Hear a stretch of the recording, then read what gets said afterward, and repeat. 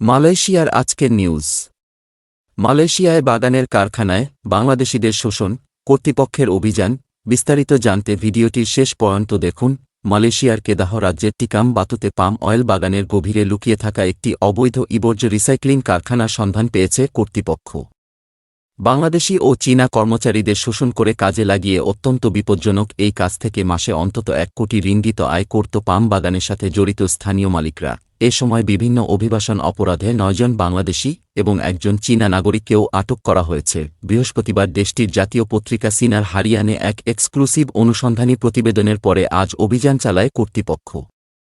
অভিযানে দেখা যায় ইবর্জ্য থেকে মূল্যবান ধাতু নিষ্কাশনে শ্রমিকদের শোষণ চালাচ্ছে মালিকপক্ষ। কর্তৃপক্ষের দ্বারা অভিযানে দেখা গেছে তামা, অ্যালুমিনিয়াম এবং লোহার মতো ধাতু নিষ্কাশনের একটি কেন্দ্র হয়ে উঠেছে, যা মারাত্মকভাবে পরিবেশের ক্ষতি করছে।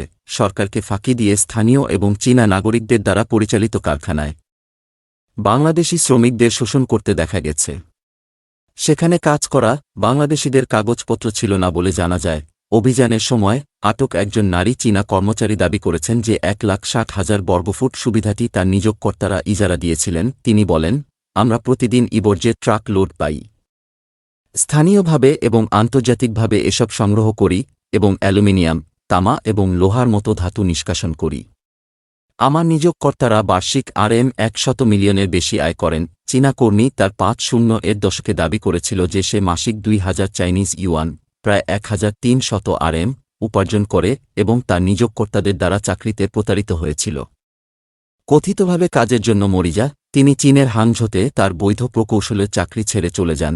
যখন চীন ইবর্জ্য আমদানি নিষিদ্ধ করেছিল, তখন একই ধরনের অপারেশন বন্ধ হয়ে যায়। তিনি বলেন, আমি এই বছরের শুরুতে এখানে এসেছিলাম এবং এতে প্রতারিত হয়েছিলাম। আমি ভেবেছিলাম যে আমি একটি বৈধ পুনর্ব্যবহারযোগ্য সুবিধার জন্য সাইন আপ করছি।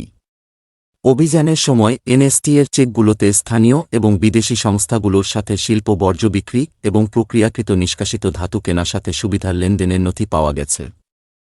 এদিকে রাজ্যের পরিবেশ অধিদপ্তরের DOI পরিচালক শরীফাহ জাকিয়া সৈয়দ সাহাব বলেছেন, অভিযানের সময় ৩৬০ টন ইবর্জ্য জব্দ করা হয়েছে।